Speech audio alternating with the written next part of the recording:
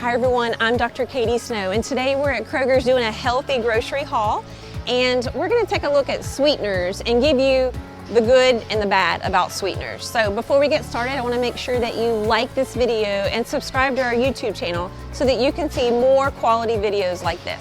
Let's go ahead and get started. So as we all know, sugar has become an epidemic problem in our country.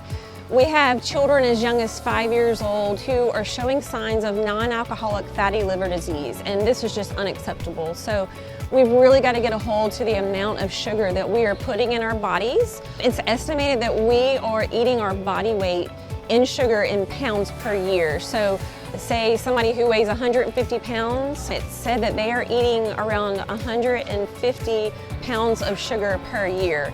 And this is causing prediabetes, diabetes. It's really putting a burden on our healthcare system to see this many people with things like dementia, Alzheimer's, and all the ramifications of diabetes. It's a really preventable disease, and it just starts with watching how much sugar that we're putting in our diet. And we're going to talk about some better options here today to replace the sugar that we're taking out of our diet. So a lot of people have turned to artificial sweeteners to take that sugar out, but then we're at another problem. We're putting artificial sweeteners, Splenda, sucralose. We have Sweet and Low, which is saccharin, and then we have Equal, which is aspartame.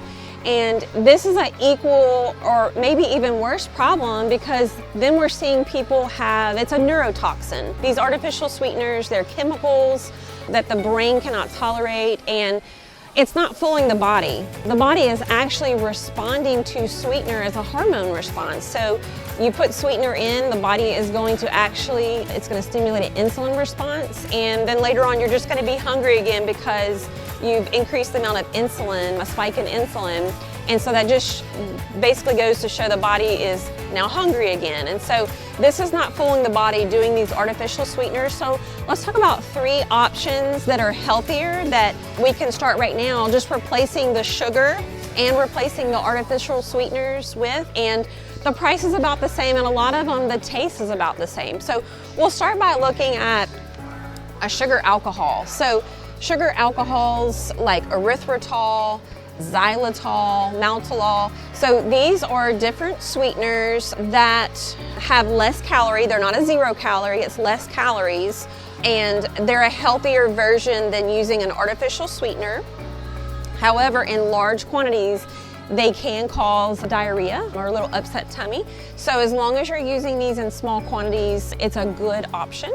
And the next option, and I don't see it here, but I'll put the label up on the screen, is I want to talk about monk fruit. So monk fruit is a natural sweetener. It is not 0 calorie, it is low calorie, but it is a natural sweetener. So monk fruit I've incorporated into a lot of my recipes where it calls for sugar or it calls for a sugar alcohol. I'm using monk fruit, and I'm just using small amounts. Again, when it comes to sweeteners, it's all about modifying the diet to use less. Because it is a hormone response, and whenever we put any kind of sweetener in our body, it's gonna push the insulin out. We just wanna use less of any of these substitute sweeteners so that our body just gets used to being satisfied with a lesser amount of sugar. The other option is stevia. So let's talk about stevia. So stevia is actually made from an herb, and stevia is really a better choice. It has a little bit different taste than the sugar alcohol or the monk fruit that we were just talking about. It is very sweet, so a little bit of stevia, whether you get it in a liquid drop or whether you get it in the powder form, a little bit goes a long way. And so there's a lot of people making stevia right now, so you just have to find the one that you are okay with, a little bit of aftertaste that's in there. And then also there's a lot of people making the blends, and so you'll see a blend where it may have a sugar alcohol in the stevia or stevia and monk fruit. So these are all acceptable substitutes.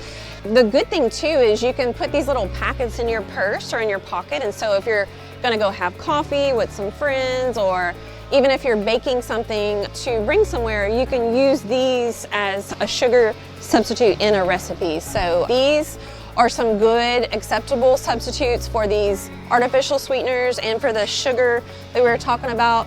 I hope that you enjoyed this video. It was fun to make and teach you a little bit about sweeteners. I'm Dr. Katie Snow, helping you to transform your health naturally.